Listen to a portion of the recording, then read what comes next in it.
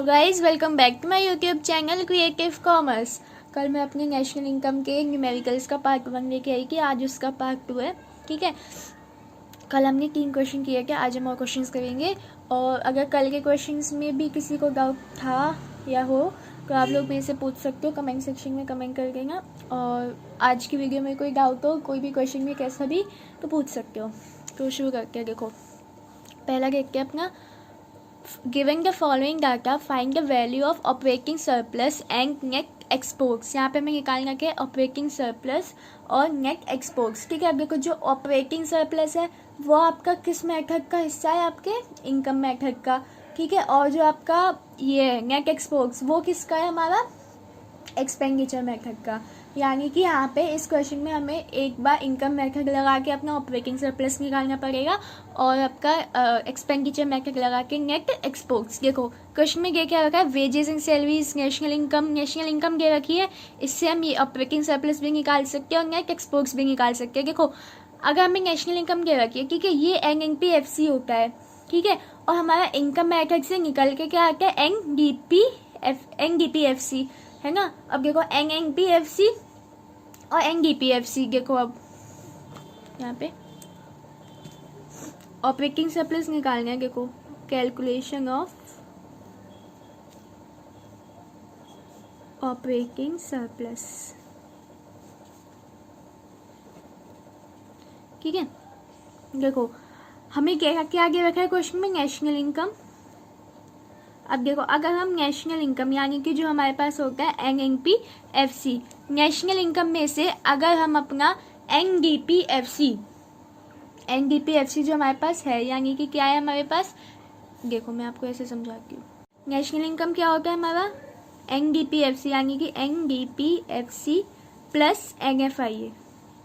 Income method से NDPFC निकल के आता है। ठीक है, तो national income NNPFC is equals to NDPFC plus NFIA, है ना। अब देखो हमारे पास नेशनल इनकम दे रखा है, कितना दे रखा है हमें नेशनल इनकम। देखो नेशनल इनकम सेकंड नंबर पे दे रखा है 4200 इज इक्वल्स टू NDPFC हमें निकालनी है प्लस NFIA हमें कितना दिया हुआ है, net factor income from abroad third number पे 200। यानी कि आपका NDPFC कितना है, आपका 4200 में से ये प्लस का ऐसे जाके माइनस से जाएगा, 200 माइनस होंगे तो 4000। ये आ गया आपका NDPFC। आपको चाहिए क्या, ऑपरेटिंग सरप्लस। ठीक है, ऑपरेटिंग सरप्लस किसका पार्ट है, NDPFC। यानी कि NDPFC आपका किस किस से मिलके बनता है, mix income of self employed, wages and salary, है ना, और आपका ऑपरेटिंग सरप्लस, ये सब मिला के बनता है हमारा। ठीक है, तो देखो हमें क्वेश्चन में क्या दे रखा है, यहाँ पे हम लिखेंगे NDPFC is equals to wages and salary plus, देखो क्वेश्चन में mix income of self employed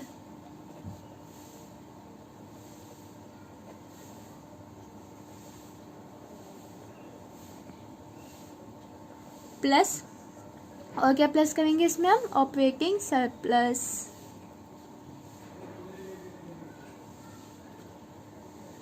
operating surplus में हमारा क्या क्या आ जाता है, प्रॉफिट, रेंट और इंटरेस्ट, ये तीनों चीज़ें मिला के हमारा ऑपरेटिंग सरप्लस बनाती है। ऐसे अगर हमें इनकम मेथड से अगर हमें NDPFC चाहिए होता है तो हमें क्या क्या चाहिए होता है, wages and salary, mix income of self employed और ऑपरेटिंग सरप्लस। ऑपरेटिंग सरप्लस का मतलब प्रॉफिट, रेंट और इंटरेस्ट। ठीक है, तो यहाँ पे क्वेश्चन में तीनों मिला के आपके पास आ गया ऑपरेटिंग सरप्लस। क्वेश्चन में आपको रेंट और प्रॉफिट कुछ नहीं दे रखा। ठीक है, यही चीज़ें दे रखी है हमें इनकम के लिए। देखो इनकम मेथड के लिए देख लो आप लोग, नेशनल इनकम, वेजिंग सैलरी हमने लिख ली। ठीक है, ग्रॉस डोमेस्टिक, ये आपका एक्सपेंडिचर मेथड का, ये इनकम मेथड का, ये हमने लिख लिया। Mix income of self employ, ये एक्सपेंडिचर मेथड का, net indirect taxes, operating surplus हमें निकालना है, इसका ये क्वेश्चन मार्क लिखा है। और government final consumption expenditure, consumption of fix capital, ये आपका हो गया, क्या कहते हैं उसे, डेप्रिसिएशन। और प्रॉफिट हमारा ऑपरेटिंग सरप्लस का पार्ट होता है, तो इसलिए हमें अलग से प्रॉफिट लेने की जरूरत नहीं है। हम जो ऑपरेटिंग सरप्लस निकालेंगे उसमें हमारा प्रॉफिट ऐड होगा। ठीक है, अब देखो NDPFC कितने की निकल गई है हमारे पास, 4000 is equals to wages and salary हमें कितने की दे रखी है क्वेश्चन में, 2400 की, plus mix income of self employ कितने की दे रखी है हमें, 100, ठीक है। और देखो प्लस आपका ऑपरेटिंग सरप्लस। अब देखो ऑपरेटिंग सरप्लस निकालना है तो ये दोनों चीज़ें प्लस में, इसको इधर जाके माइनस में कर देंगे तो सीधा सीधा ऑपरेटिंग सरप्लस आ जाएगा आपका। Operating surplus is equals to 4000 minus 2400 और 400 कितना हो गया आपके पास 2800, जो कि हमारे पास आ गया 1200। ये आ गया आपका ऑपरेटिंग सरप्लस। देखो एक बार फिर से देख लो इसको कैसे कैसे करके है। पहले नेशनल इनकम दे रखी है हमें, उसको लगा के हम एनडीपीएफसी निकाल लेंगे, ठीक है। एनडीपीएफसी से उसका फॉर्मूला लगा देंगे, मुझसे हम ऑपरेटिंग सरप्लस निकाल लेंगे, ठीक है। अब हमें क्या निकालना है इस क्वेश्चन में, नेट एक्सपोर्ट्स। देखो नेट एक्सपोर्ट्स हम इसमें लगाएंगे अपने एक्सपेंडिचर का फॉर्मूला। देखो नेट एक्सपोर्ट्स के लिए देखो यहाँ पे कैलकुलेशन ऑफ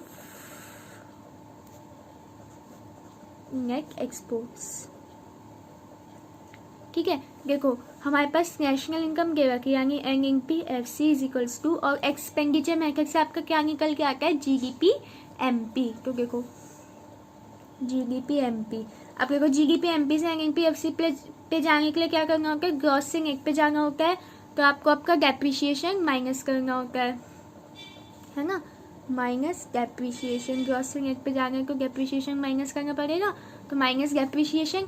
डी से एन पे जाना होता है यानी डोमेस्टिक से नेशनल पे जाना होता है, तो एनएफआई यानी net factor income from abroad plus करनी पड़ती है, और एमपी से एफसी पे जाना है यानी कि नेट इनडायरेक्ट टैक्स माइनस करना पड़ता है, क्योंकि हमें मार्केट प्राइस से फैक्टर कॉस्ट पे जाना है, माइनस NIT, ठीक है। इससे हम क्या करेंगे, जैसे हमने पहले क्वेश्चन में किया था अभी ऑपरेटिंग सरप्लस निकालने के लिए, ऐसे ही इससे हम अपना जीडीपी एमपी यानी कि अपना एक्सपेंडिचर, टोटल एक्सपेंडिचर वो अपना निकाल लेंगे। देखो एनपीएफसी नेशनल इनकम हमें क्वेश्चन में कितनी ये रखी है 4200, ठीक है, is equals to GDP MP हमें निकालना है, माइनस डेप्रिसिएशन कितना दे रखा है हमें क्वेश्चन में, consumption of fix capital 100, plus देखो सॉरी हाँ प्लस ही तो होगा, डोमेस्टिक से नेशनल पे जाने के लिए प्लस होगा ना एनएफआई है, और एनएफआई हमें कितना दे रखा है क्वेश्चन में 200, माइनस NIT हमें क्वेश्चन में कितनी दे रखी है, नेट इनडायरेक्ट टैक्स। देखो नेट इनडायरेक्ट टैक्स हमें कहाँ दिया हुआ है क्वेश्चन में, ये आया 7th नंबर पे 150, तो माइनस 150 हो गया आपके पास जीडीपी एमपी निकालने के लिए एक equation, is equals to GDP MP. अब देखो 200 माइनस 100 और माइनस 150, माइनस माइनस दोनों मिला के जाएंगे 250, यानी कि आपके पास कितना आ जाएगा माइनस का 50 आ जाएगा। देखो 100 माइनस 100 प्लस का 100 प्लस का 200 सॉरी माइनस का 250 हो जाएगा, और प्लस 200 माइनस करेंगे तो माइनस प्लस माइनस, जो कि आपके पास आ जाएगा माइनस का 50, अभी माइनस 50 इस साइड जाएगा तो आपके पास क्या हो जाएगा 4250 is equals to GDP MP, ठीक है। अब देखो जीडीपी एमपी का फॉर्मूला क्या होता है हमारे पास, private final consumption expenditure plus government का एक्सपेंडिचर होता है, ठीक है, और plus gross domestic capital formation, short में लिखा है पूरा लिखना, और प्लस में क्या होता है हमारे पास एंड में नेट एक्सपोर्ट्स। अब देखो जीडीपी एमपी हमने निकाला है अपना 4250, प्राइवेट फाइनल कंजम्पशन एक्सपेंडिचर में कितना दिया हुआ है क्वेश्चन में 6 यानी कि 2000, प्लस गवर्नमेंट का एक्सपेंडिचर कितना दिया हुआ है हमें 1000, और ग्रॉस डोमेस्टिक कैपिटल फॉर्मेशन कितनी दे रखी है 1100, प्लस आपके पास हो जाएगा नेट एक्सपोर्ट्स, ठीक है। अब देखो नेट एक्सपोर्ट्स निकालना है यहाँ पे, देखो 4250 इज इक्वल्स टू 2000 1000 और 1100 कितने हो जाएंगे 4100 इज प्लस नेट एक्सपोर्ट्स। अब नेट एक्सपोर्ट्स निकालने के लिए ये प्लस का यहाँ जाके माइनस का हो जाएगा, तो कितना आ जाएगा आपके पास net exports is equals to 4250 minus का 4100, ठीक है। अब देखो 4250 माइनस इतना करेंगे 4100 कितना आ जाएगा आपके पास 150, यानी कि आपका नेट एक्सपोर्ट्स कितना आ गया 150। और ये वाला क्वेश्चन आपका आया है 2019 के क्वेश्चन एग्जाम में, यानी कि पिछले से पिछले साल, ठीक है। तो ये क्वेश्चन था मेरा, और इसके बाद हम अभी एक क्वेश्चन और करके देखो ये क्वेश्चन में क्या है आपका, calculate the net national product at market price, और ये क्वेश्चन आपको खुद करना है। जैसे ये निकाला है, इसमें आपको ऑपरेटिंग सरप्लस और एक्सपोर्ट वो नेट एक्सपोर्ट निकालना था, और ये वाला क्वेश्चन मैं आपको होमवर्क के लिए गिव यू, आप लोग स्क्रीनशॉट ले लो, देखो स्क्रीनशॉट ले लेना, ठीक है। और इसके बाद ये वाला क्वेश्चन आप लोग खुद करना, और आपका जो जो आंसर आए मुझे कमेंट में बताना, मैं बता दूँगी और किसी का गलत होगा तो, ठीक है। और अब मैं कराती हूँ एक और क्वेश्चन, देखो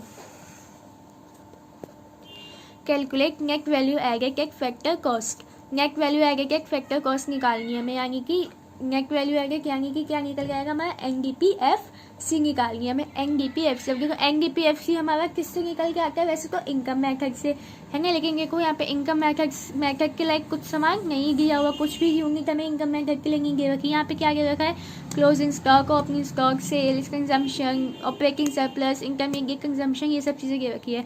और ये सब चीज़ हमारी किसकी चीज़ें है, ऑपरेटिंग सरप्लस तो इनकम मेथड का कंफ्यूज करने के लिए दिया हुआ है, बाकी जाकर के चीज़ें किससे रिलेटेड दी हुई है हमें, वैल्यू एडेड मेथड से रिलेटेड, ठीक है। तो देखो वैल्यू एडेड मेथड से हमारा क्या निकल के आता है, GDP-MP, ठीक है। अब अगर हमें GDP-MP से NDPFC पे तो हम जा सकते हैं, है ना। तो देखो पहले हमें क्वेश्चन में निकालना क्या है, NDPFC को सबसे पहले हम वही लिख लेंगे, पूरा लिखना है आपको एग्जाम में, NDPFC नहीं लिखना है, net domestic product at factor cost पूरा लिखना है, ठीक है। देखो NDPFC, इससे हमारा वैल्यू एडेड से क्या निकल के आता है, GDP-MP।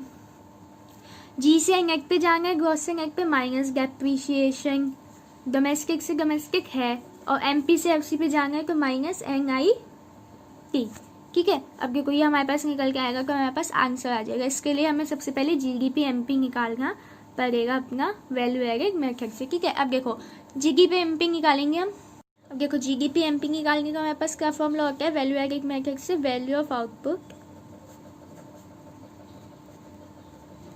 माइनस इंटरमीडिएट कंजम्पशन, ठीक है। अब देखो वैल्यू ऑफ आउटपुट हम निकाल लेंगे, इंटरमीडिएट कंजम्पशन निकाल लेंगे, ठीक है। अब देखो क्वेश्चन में हमें वैल्यू ऑफ आउटपुट सीधा क्यों देंगे रखा, इंटरमीडिएट कंजम्पशन दे रखा है, पर वैल्यू ऑफ आउटपुट हमें निकालना पड़ेगा। और वैल्यू ऑफ आउटपुट का हमारे पास क्या फॉर्मूला होता है, देखो value of output is equals to sales plus change in stock.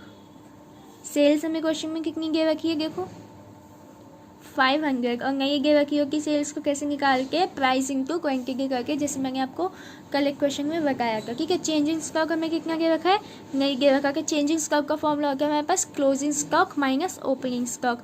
Closing stock कितना दे रखा है 40, और ओपनिंग स्टॉक कितना दे रखा है 20, 40 माइनस 20 20, तो आपका वैल्यू ऑफ आउटपुट कितना आ गया 520।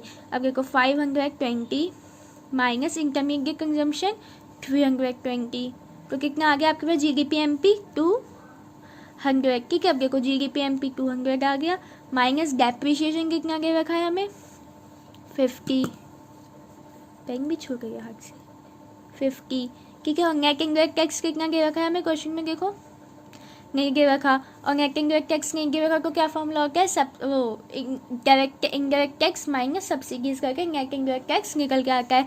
इनडायरेक्ट टैक्स हमें क्वेश्चन में नहीं दे रखा, सब्सिडीज दे रखी है, तो इनडायरेक्ट टैक्स को 0 मान लेंगे, माइनस सब्सिडीज 5, यानी कि 0 माइनस 5 माइनस का 5, जैसे मैंने आपको कल कराया था, तो माइनस का 5, ठीक है। तो देखो 200 माइनस 50 माइनस माइनस प्लस 5, तो आपके पास कितना हो जाएगा, ये 200 माइनस 50 प्लस 5, इसको करेंगे सॉल्व, हमारे पास आ जाएगा 155, ठीक है।